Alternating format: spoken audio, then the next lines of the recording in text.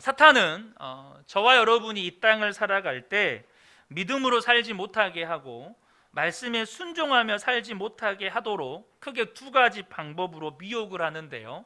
그것이 두려움이고 또 하나는 거짓 평안입니다. 예수님께서 십자가에서 죽으시면 제자들은 이제 큰 두려움과 근심에 사로잡히게 됩니다.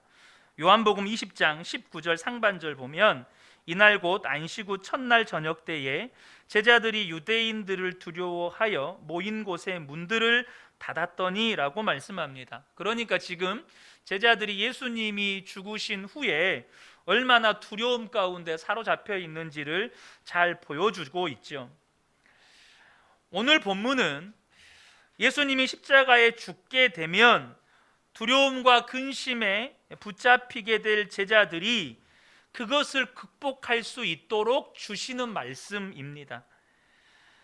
예수 믿는 우리에게 어려움이 닥치게 되면 분명히 두려움과 근심과 염려가 일어나는 것을 부정할 수가 없죠. 그러나 예수님이 정말 나와 함께 계시는 것이 분명하고 이것이 내 안에 믿어진다면 두려움과 근심과 염려가 우리 마음을 사로잡을 수 있겠습니까? 여러분, 두려움이 찾아와도 주님 보고 도망간다니까요. 이거 아셔야 돼요. 내 안에 예수님 계신 것 분명하고 내 안에 예수님 계신 것을 내가 분명하게 믿으면 사단은 두려움을 자꾸 뿌립니다. 우리에게 두려워할 수밖에 없는 상황과 환경을 우리를 몰아가요. 그런 상황과 환경으로 이끌어 가시는 분은 주님이신데 그러한 상황과 환경을 보고 자꾸 두려워하도록 두려움을 우리 안에 심습니다. 그런데 내 안에 예수님 계신 게 분명하면 그 두려움은 도망갑니다. 그렇다면 예수님이 나와 함께 계시는 것, 주님이 나를 지금 인도하고 계시다는 것을 무엇으로 알 수 있습니까? 오늘 본문을 통해서 예수님이 그 질문에 대한 답을 주십니다. 바로 예수님이 나와 함께 계시는 것, 예수님이 나를 인도하고 계시다는 그 중요한 증거가 마음의 평안함이라는 거예요. 요한복음 14장 27절을 보겠습니다. 평안을 너희에게 끼치노니 곧 나의 평안을 너희에게 주노라. 내가 너희에게 주는 것은 세상이 주는 것과 같이 아니하니라. 너희는 마음에 근심하지도 말고 두려워하지도 말라. 여러분, 저와 여러분이 인생을 살아갈 때 정말로 필요한 축복이 평안입니다.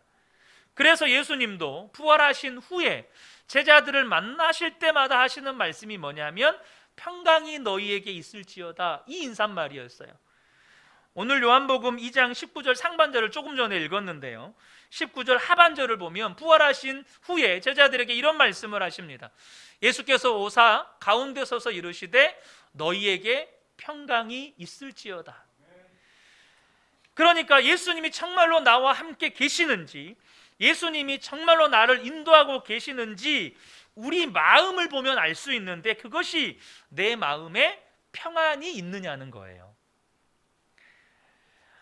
마귀들은 성도들이 믿음으로 살지 못하게 하고 말씀에 순종하며 살지 못하게 하기 위해서 우리 마음의 평안을 빼앗고 두려움에 사로잡히게 한다는 것입니다.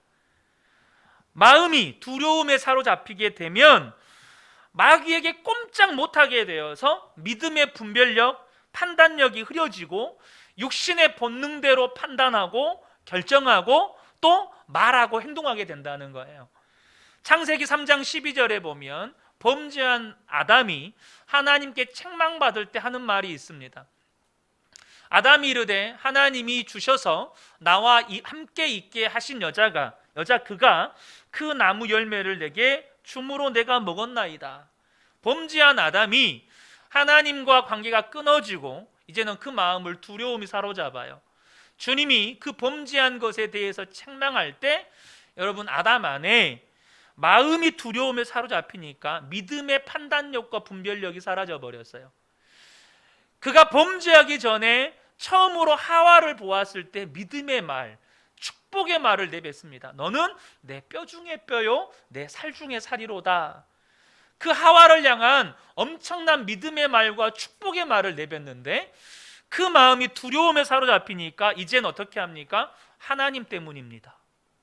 하나님이 주신 저 여자 때문입니다. 여자 같지도 않은 여자를 내게 주셔서 내가 이 모양 이 꼴 된 겁니다. 온갖 원망과 불평을 그 육신의 본능대로 쏟아내는 겁니다. 뭐 때문에요? 마음이 두려움에 사로잡히니까 믿음의 분별력과 판단력을 잃어버리는 거예요. 우리가 인생을 살아가다 보면 두려워하고 근심할 일이 정말 많습니다. 그때 성령님은 어떻게 우리에게 평안을 주십니까? 오늘 27절을 말씀하시기 전에 주님께서 26절, 그러니까 평안에 대해서 말씀하시기 전에 26절을 먼저 말씀하십니다. 26절을 보겠습니다. 보혜사 곧 아버지께서 내 이름으로 보내실 성령, 그가 너희에게 모든 것을 가르치고 내가 너희에게 말한 모든 것을 생각나게 하리라. 아멘. 지금 주님이 하시는 말씀이 뭐냐면 성령님이 우리에게 평안을 주시는데 그 성령님께서 예수님이 제자들에게 하신 모든 말씀, 제자들에게 가르치신 모든 말씀을 생각나게 가르치시고 생각나게 하셔서 평안을 주신다는 거예요. 그러니까 예수님이 우리에게 주신 말씀이 그때 내 마음에 내가 두려움에 사로잡힐 수밖에 없는 상황과 환경 가운데 있을 때 예수님의 말씀이 내 마음에 임함으로 내게 평안이 온다는 거예요. 예수님의 말씀과 함께 성령의 역사로 우리에게 평안이 이루어지는 것입니다. 왜 말씀과 함께 성령의 역사로 우리에게 평안이 임하는 것입니까? 우리가 두려워할 수밖에 없는 상황을 만납니다. 예를 들면 경제적인 어려움, 인간관계의 어려움, 그로 인한 외로움, 또 큰 시험을 당할 수 있죠. 그럼 본능적으로 우리는요 두려워하고 근심하고 걱정하고 염려합니다. 이건 부정할 수가 없어요. 사람은 연약하기 때문에 그런 상황을 만나면 사단이 두려움을 막 뿌린다니까요. 그래서 우리는 그 순간 두려움 가운데 붙잡힐 수 있습니다. 절대 두려움에 사로잡힐 수 없다 이 말을 하는 게 아니에요. 두려움이 찾아올 수 있어요. 근데 우리가 그때 정신 차려야 된다는 거예요. 저와 여러분이 그 두려움에 마음이 사로잡도록 내버려 두면 사람은요 반드시 극단적으로 갑니다. 극단적인 선택으로 가요. 여러분 왜 예수 믿어도 많은 사람들이 극단적인 선택을 합니까? 그 마음을 마귀에게 내어줘 버렸기 때문이에요. 근심과 두려움과 염려와 그 마음의 우울함이 그 마음을 완전히 사로잡도록 내줘 버렸기 때문이에요. 마귀가 그 마음을 사로잡도록 내버려 둬버리면 예수님도 어떻게 할 수가 없어요. 그런데 실상 그 두려움의 실체를 알면 그게 두려워할 일이 아니라는 걸 알게 돼요. 마귀는 우리의 마음을 혼미하게 해서 두려워해야 할 일이 아닌 것을 모르게 만든다는 거예요. 그거는 두려워해야 할 일이야, 그렇게 믿게 만든다는 거예요. 그러니까 저와 여러분이 어떤 상황을 만나서 두려움이 임할 때 정신 차려서 성령님 내게 이 상황의 진실을 알게 해주십시오 구하셔야 돼요. 그러면 성령님이 우리에게 말씀을 주시고 진리를 가르쳐 주시고 진리를 알면 그 진리가 우리를 자유하게 하고 우리 안에 모든 두려움이 사라지고 도리어 기뻐해야 할 일, 감사해야 할 일로 결론 나는 일이 많아요. 그게 두려워할 일이 아니었고 도리어 감사해야 할 일이란 것을 알게 된다니까요. 앞서 말씀드렸다시피 오늘 본문의 말씀은 예수님이 십자가 죽음을 앞두고 예수님이 십자가에서 죽으시면 이젠 두려움과 근심에 사로잡히게 될 제자들에게 주시는 말씀이에요. 그런데 내가 십자가에 죽게 되는 일을 겪게 될 텐데 두려워하지 말라는 거예요. 이 일은 이미 하나님이 계획해 놓으신 일이기 때문에 두려워하지 말고 그 말씀을 주시면서 이제는 그 일을 보면서 이건 하나님이 하신 일이지 이렇게 믿게 하려고 주시는 말씀이라는 거예요. 29절을 보겠습니다. 이제 일이 일어나기 전에 너희에게 말한 것은 일이 일어날 때에 너희로 믿게 하려 함이라. 지금 예수님이 죽고 난 다음에 십자가에서 죽으신 다음에 두려움과 근심과 염려에 사로잡힐 제자들에게 그 상황을 극복할 수 있는 말씀을 주셨고, 이제 성령님은 그 속에서 계속해서 이것을 가르쳐 주시고 깨닫게 하신다는 거예요. 저와 여러분이 계속해서 주님을 바라보고 주님께 집중해야 할 이유가 여기에 있습니다. 28절을 볼게요. 내가 갔다가 너희에게로 온다 하는 말을 너희가 들었나니 나를 사랑하였더라면 내가 아버지께로 감을 기뻐하였으리라. 아버지는 나보다 크심이라. 지금 주님께서 십자가 죽음의 진실을 말씀해 주고 계시는 거예요. 무슨 말이냐면, 십자가 죽음은, 예수님의 십자가 죽음은 예수님이 마귀에게 져서 죽은 게 아니에요. 그러면 뭡니까? 아버지께로 갔다가 다시 오는 거예요. 무슨 말인지 아시겠어요? 지금 예수님의 십자가 죽음은 마귀에게 져서 그 마귀에게 친 결과로 죽임당한 게 아니고 아버지께로 갔다가 오는 과정이에요. 그래서 제자들이 이거를 알면 기뻐하게 될 거라는 거예요. 사랑하는 성도 여러분, 우리가 하나님의 말씀이 우리의 심령 가운데 들려지면, 진리가 우리의 심령을 비추게 되면, 여러분이 지금 두려워하고 근심하고 염려하는 상황이 도리어 기뻐할 일인 것을 깨닫게 된다는 거예요. 도리어 감사하게 될 일인 것을 깨닫게 된다는 거예요. 그러므로 저와 여러분이 뭐 해야 돼요? 상황이 어려울수록, 환경이 어려울수록, 두려움과 근심이 여러분의 마음을 사로잡을수록 주의 말씀을 붙잡아야 되는 거예요. 30절입니다. 30절에 이렇게 말씀하죠. 이 세상에, 이거는 쉬운 성경으로 제가 읽어드릴게요. 이 세상의 통치자가 오고 있으므로 더 이상 너희와 많은 말을 나눌 수가 없다. 하지만 이 세상의 통치자는 나를 마음대로 할 권세가 없다. 지금 예수님께서 하시는 말씀이 뭐냐면, 여러분, 예수님의 십자가 죽음을 보면 마귀가 이긴 것 같아요. 예수님께서 어떻게 죽으십니까? 여러분, 예수님이요, 사람들 앞에서 옷벗김을 당합니다. 뺨을 맞아요. 침뱉음을 당합니다. 머리에는 가시관을 써요. 등이 박고랑처럼 페이도로 채찍에 맞습니다. 골고다 언덕까지 여러분 십자가를 끌고 올라갑니다. 그리고 아무 저항도 없이 십자가에서 못 박혀 피를 다 쏟고 죽으십니다. 밑에서 사람들은 그 예수님을 조롱합니다. 네가 하나님의 아들이라면 내려와봐. 주님이 끝까지 안 내려오십니다. 그리고 그대로 죽습니다. 여러분, 그 상황을 보면 어떻게 하나님이 그렇게 사람들로부터 모욕을 당하고 그렇게 아무 말 없이 죽을 수가 있죠?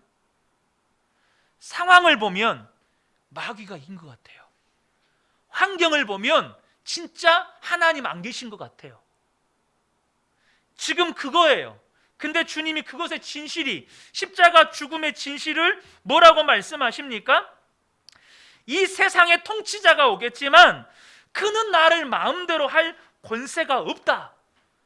마귀가 나보다 능력이 커서 나를 십자가에 못 박아 죽인 게 아니고 내가 스스로 내 목숨을 십자가에 내어준 것이다. 아버지를 사랑하는 예수님께서 아버지의 말씀에 순종하기 위해서 자기 몸을 온 인류의 대속물로 내어주신 것이다. 마귀가 강해서 그런 게 아니라 예수님 스스로 내어주신 것이다. 이걸 말씀해 주시는 거예요. 31절 볼까요? 오직 내가 아버지를 사랑한 것과 아버지께서 명하신 대로 행하는 것을 세상이 알게 하려 함이로라. 일어나 여기를 떠나자 하시니라. 지금 진리는 뭐냐면 마귀가 예수님 십자가 못 박은 게 아니고 내가 아버지 사랑해서 아버지 말씀에 순종하기 위해서 내 목숨을 십자가의 대속물로 내어준 것이다. 사랑하는 성도 여러분, 진리의 말씀을 알면 십자가를 볼 때 시험이 안 들어요. 십자가를 보면 이게 마귀가 이긴 게 아니고 하나님의 뜻이 이루어지고 있는 거구나. 하나님을 사랑한 예수님께서 자기 목숨을 스스로 십자가에 내어주신 것이고 지금 이것은 마귀가 이긴 게 아니라 하나님의 뜻이 이루어지고 있는 거구나. 진리를 알면 여러분 상황의 진실이 보이는 거예요. 문제는 우리가 인생을 살아갈 때 마귀가, 우리가 겪게 되는 수많은 상황과 환경을 통해서 마귀가 이긴 것이라고 우리를 속이고 우리를 두려움에 사로잡히게 한다는 거예요. 그러므로 저와 여러분이 건강을 잃었어요, 돈을 잃었어요, 인간 관계를 잃었어요, 사람을 잃었어요. 그래서 마귀가 다 이긴 것 같아요. 그럴수록 저와 여러분이 마음의 근심과 염려와 두려움이 사로잡힐 때 성령님께 물어보셔야 돼요. 주님, 내가 진실을 보고 있는 겁니까? 내가 지금 진리를 알고 있는 겁니까? 물어보셔야 돼요. 마귀가 진짜 나를 속이고 있는 것이 아닌지 물어보셔야 돼요. 그러면 성령님은 가르쳐 주셔요. 요한일서 2장 27절을 보겠습니다. 그리스도께서는 여러분에게 특별한 선물을 주셨습니다. 여러분은 이 선물을 갖고 있기 때문에 어떤 다른 선생으로부터 가르침을 받지 않아도 됩니다. 성령께서는 모든 것을 가르쳐 주시며 진실되고 거짓이 없으십니다. 그러므로 성령이 가르치시는 대로 그리스도 안에서 살아가기를 계속하십시오. 여러분, 이 말씀은 성경을 가르치는 교사가 필요 없다, 그 성경을 가르치는 지도자가 필요 없다는 말씀이 절대 아닙니다. 여러분 안에 성령님이 계시고 그 성령님께 여러분이 물으면 성령님은 여러분에게 알려주세요. 그 성령님께서 알려주시는 대로, 가르치시는 대로 그리스도 안에서 살아가라는 거예요. 이처럼 진실을 보지 못하게 해서 거짓으로 속이는 두려움은 우리에게 아주 교묘하게 영향을 미칩니다. 심지어 자기 자신 안에 그런 두려움이 있다는 걸 잘 몰라요. 무슨 말이냐면 이것이 진짜 두려움이라는 걸 모른다는 거예요. 여러분, 내가 왜 하나님의 말씀을 믿고 말씀대로 순종하지 못할까요? 저와 여러분 안에 숨겨진 두려움이 있을 수 있어요. 무슨 말이냐면 말씀 앞에 자신을 정직하게 직면하지 않는다는 거예요.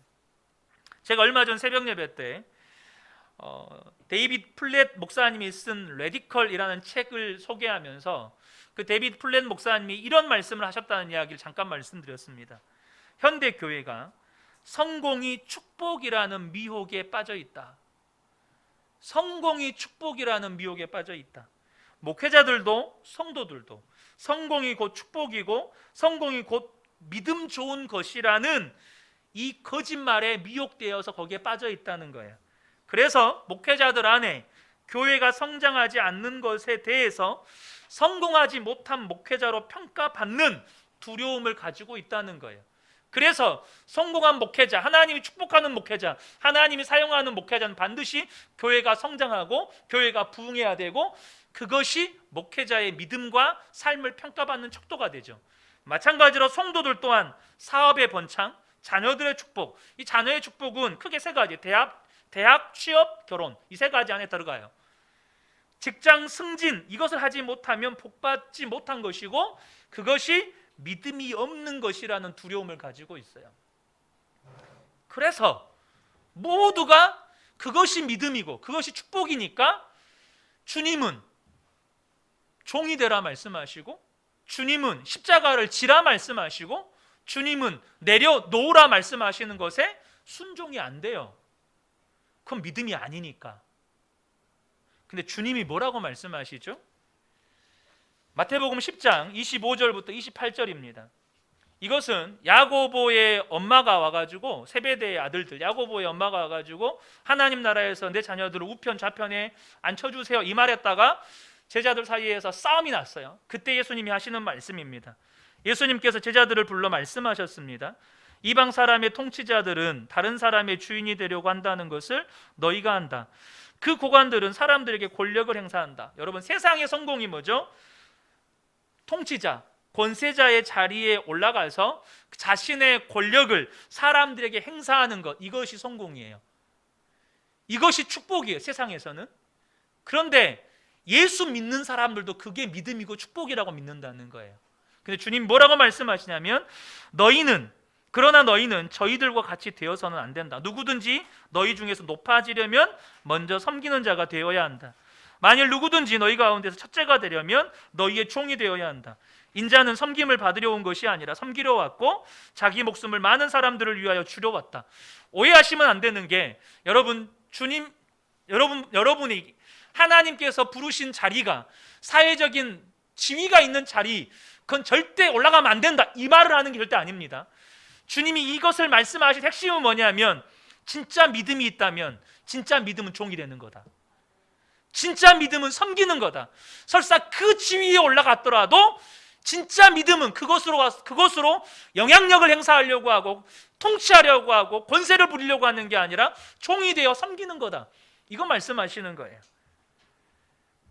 여러분, 우리 안에 나도 모르게 나를 속이고 주인 노릇하는 두려움이 있어요. 그게 뭐죠? 성공이 축복이다. 성공이 축복이다. 여러분, 그러면요, 예수님은 로마 황제로 오셨어야 해요. 로마 황제로 오셨어야 한다니까요. 그때 당시 최고의 성공자는 로마 황제니까. 근데 예수님이 어떻게 오셨죠? 여러분, 목수의 아들로 말구유에서 태어나셨어요. 저와 여러분 안에 마귀의 미혹의 소리에 마음을 빼앗겨서 두려움에, 혹은 그 두려움이 있는지도 모르는 상태로 살고 있지는 않은지 보셔야 된다는 거예요. 여러분, 말씀 앞에 나와서 말씀을 붙잡으셔야 돼요. 성령님이 들려주시는 진리 안에서 여러분의 삶을 비추어 보셔야 돼요. 그러면 모든 속이는 두려움은 떠나가고 마음의 평강이 임하는 거예요. 내가 마귀가 요구하는, 마귀가 내 안에 심어놓은 그런 위치와 성공과 축복을 못 누리더라도 내가 주의 말씀을 따라가고 있다면 주님이 뭐라고 말씀하시죠? 잘했다. 너 잘하고 있는 거야. 너 진짜 잘하고 있는 거야. 여러분, 주님으로부터 그 음성을 들을 때 내 마음에 평안이 임하는 거예요. 두 번째, 마귀가 성도들을 미혹하는 게 뭐냐면 거짓 평안에서 안주하며 살게 만든다는 거예요. 여러분에게 있는 평안은 진짜 평안입니까? 예수님이 주는 평안은 세상이 주는 것과 같지 않다고 말씀하셨어요. 요한복음 14장 27절을 보면 평안을 제자들에게 말씀하시면서 내가 너희에게 주는 것은 세상이 주는 것과 같지 않다 말씀하셨어요. 이 말은 무슨 말이죠? 세상도 주는 평안이 있다는 거예요. 예수님이 주는 평안은 세상이 주는 평안과 같지 않다, 이 말이에요. 여러분, 세상이 주는 평안이 뭐죠? 쉽게 말하면 돈이 많으면 평안해요. 성공하면 평안해요. 사업 번창하면 평안합니다. 사람들로부터 인기를 얻고 명예를 얻고 명성을 얻으면 평안한 거예요. 그런데 진정한 평안은 주의 말씀 앞에서도 평안해야 돼요. 어리석은 부자가 나옵니다. 이 어리석은 부자가 자신의 부유함이 자기에게 평안을 가져다 줄 거라고 믿었어요. 누가복음 12장 16절입니다. 또 비유로 그들에게 말하여 이르되 한 부자가 그 밭에 소출이 풍성함에 심중에 생각하여 이르되 내가 곡식 쌓아둘 곳이 없으니 어찌할까 하고 또 이르되 내가 이렇게 하리라. 내 곡간을 헐고 더 크게 짓고 내 모든 곡식과 물건을 거기 쌓아두리라. 또 내가 내 영혼에게 이르되 영혼아 여러 해 쓸 물건이 많이 쌓아두었으니 평안히 쉬고 먹고 즐거워하자 하리라. 이 사람은 자신이 쌓은 부요함이, 자신이 쌓은 재물이 자신에게 평안을 줄 거라고 믿었어요. 그런데 20절에 주님이 말씀하십니다. 하나님은 이르시되 어리석은 자여 오늘 밤에 네 영혼을 도로 찾으리니 그러면 내 준비한 것이 누구의 것이 되겠느냐. 여러분, 부자가 가지고 있었던 평안은 하나님의 말씀 앞에서 한순간에 두려움이 됩니다. 부자가 쌓아놨던 재산이, 부요함이 하나님의 말씀 앞에서 자신을 구원하지 못했어요. 히스기야가 죽을 병에서 고침받은 후에 하나님께서 히스기야를 축복하셔서 나라를 부강하게 해주십니다. 그런데 어느 순간 히스기야 왕이 하나님보다 자신의 무기고에 쌓여있는 무기를 의지하는 마음이 생겼어요. 자신의 창고에 쌓아놓은 재물을 의지하는 마음이 생겼어요. 뭔가요? 교만해진 거예요.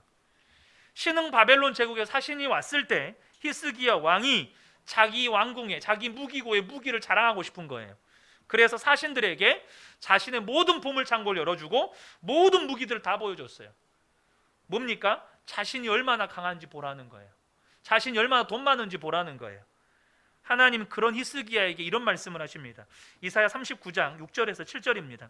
보라, 날이 이르리니 내 집에 있는 모든 소유와 내 조상들이 오늘까지 쌓아둔 것이 모두 바벨론으로 옮긴 바 되고 남을 것이 없으리라. 여호와의 말이니라. 또 내게서 태어날 자손 중에서 몇이 사로잡혀 바벨론 왕궁의 환관이 되리라 하셨나이다 하니, 자신이 평안하다고 믿었던 것들이 하나님의 말씀 앞에 서보니까 가장 두려운 상태인 거예요. 자신이 믿고 의지했던 것들이, 아니 그것을 믿고 의지한 것 때문에 자기 민족이 포로로 끌려가고 자기 자손들은 바벨론의 환관이 돼요. 내가 그걸 믿은 것 때문에, 내가 그걸 믿은 것 때문에 내 민족이 망하고, 내가 그걸 믿은 것 때문에 내 자손들이 환관이 됐어요. 여러분, 그 거짓 평안이 하나님의 말씀 앞에서 가장 두려운 게 되는 거예요. 또 볼까요? 라오디게아 성도들은 자기들은 평안하고 부족한 것이 없다고 믿었어요. 주님이 뭐라고 말씀하시죠? 계시록 3장 17절입니다. 네가 말하기를 나는 부자라, 부요하고 부족한 것이 없다. 하나 내 곤고한 것과 가련한 것과 가난한 것과 눈먼 것과 벌거벗은 것을 알지 못하는도다. 이 라오디게아 교회는 사람들이 일단 부유했어요.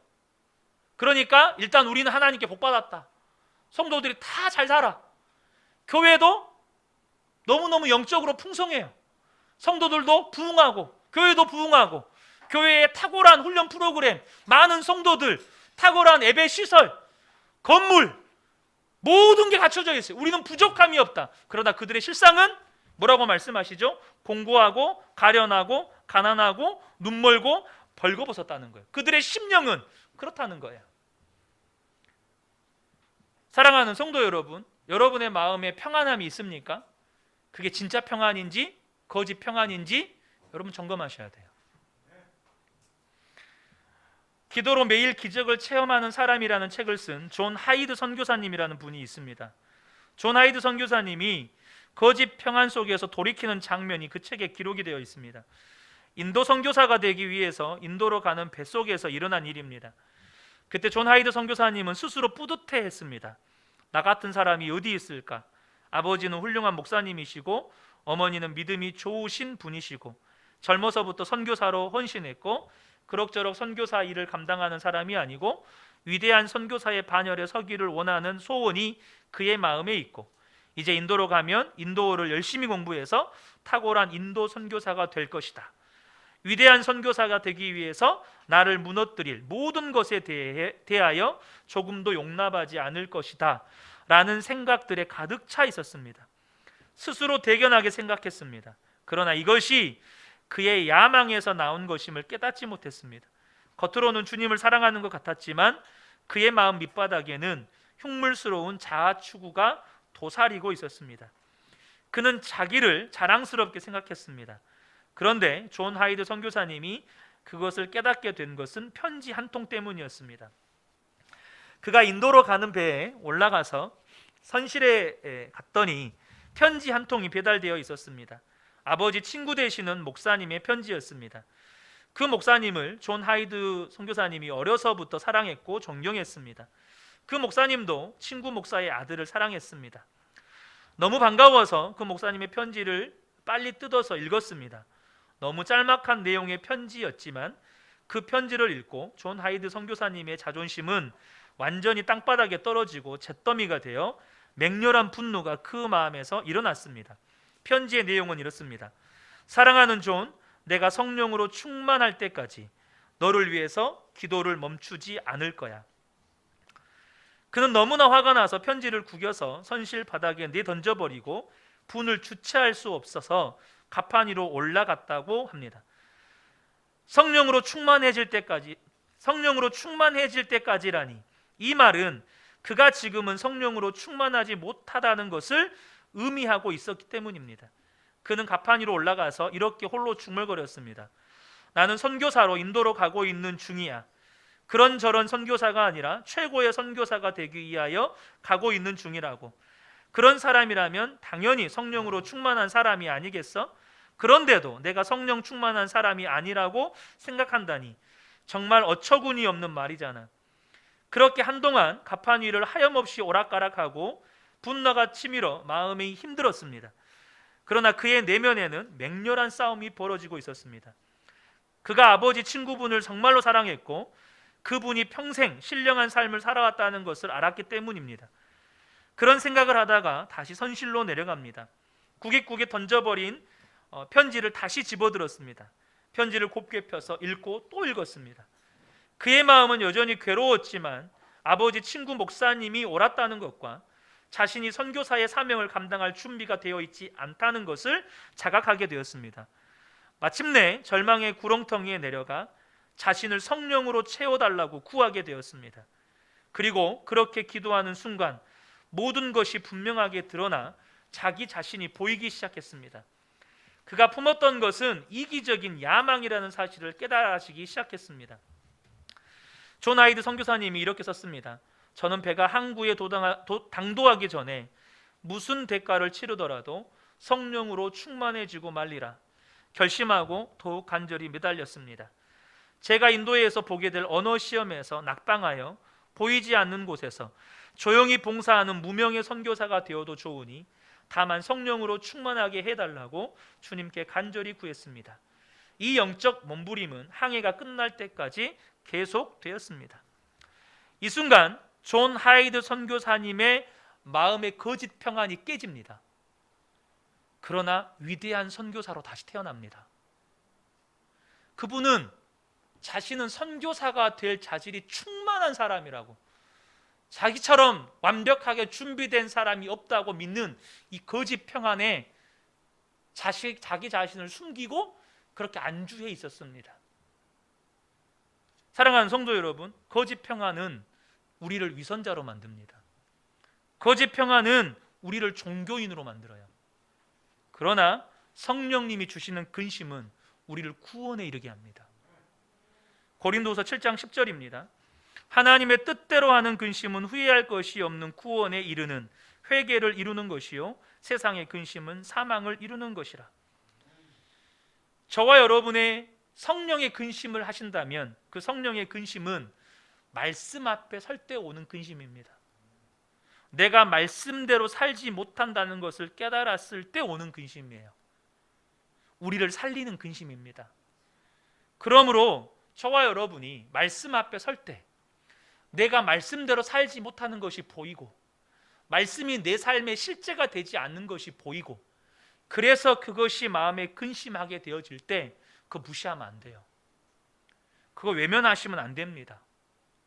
여러분, 거짓 평안에 속으시면 안 돼요. 나는 잘하고 있다고요? 잘하고 있다고 믿는 순간 이미 거짓 평안에 속는 거예요. 내가 열심히 성경 보고 있고 열심히 내가 기도하고 있고 내가 열심히 주일 예배 성수하고 있고, 여러분, 그걸로 우리를 점검해 볼 수 없어요. 지금 말씀이 나에게 무엇을 말씀하시는가예요.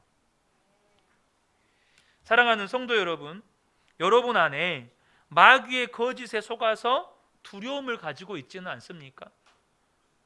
성공이 축복이다라고 여전히 믿고 계신가요? 혹 거짓 평안에 속고 있지는 않으신가요? 나 이 정도면 괜찮아, 잘하고 있어, 나 주일 성수 잘하고 있잖아, 나 기도도 하고 있잖아, 말씀도 보고 있잖아. 여러분, 말씀 보는 게요, 여러분 주일 성수 하는 게요, 혹은 여러분들이 지금 기도하고 있는 게요, 여러분이 진짜 예수님을 믿고 있고 주님과 함께하고 있다는 것의 증거가 될 수 없어요. 여러분, 그럼 바리새인들이 예수님을 제일 잘 믿었게요? 바리새인들이 예수님을 제일 잘 믿었게요? 근데 예수님은 바리새인들을 회칠한 무덤들이라고 욕하셨어요. 여러분, 이대로 쭉 살아도 괜찮으신가요? 여러분의 자녀들 이대로 쭉 살아가도 정말 괜찮습니까? 말씀이 여러분의 마음을 불편하게 있다면 그거 좋은 일입니다. 마귀의 거짓에 속아 여러분의 마음에 두려움이 있다면 이제 그 두려움 십자가에 못 박고 주님의 말씀 붙드셔야 돼요. 그러면 주님의 평안이 내 마음을 붙잡는 거예요. 거짓 평안에 속지 말고 주님의 말씀 앞에서 정직하게 직면하세요. 주님이 진짜 평안을 주세요. 저와 여러분이 이 시대의 마귀가 두려움으로 사로잡고 또 거짓 평안에 안주하며 살게 만들 때 오직 성령의 이끄심 따라서 말씀 앞에 서서 두려움은 모두 내어 쫓고 거짓 평안도 다 내어 쫓고 진짜 주님이 주시는 평안, 그 평안 속에서 주님 나와 함께 계시는구나, 주님 나 인도하고 계시는구나, 이것을 경험하며 사는 겁니다. 오늘 주일에 함께 예배한 우리 모든 성도님들 안에 이 말씀의 은혜가 함께 하시기를 주님의 이름으로 축복합니다. 아멘.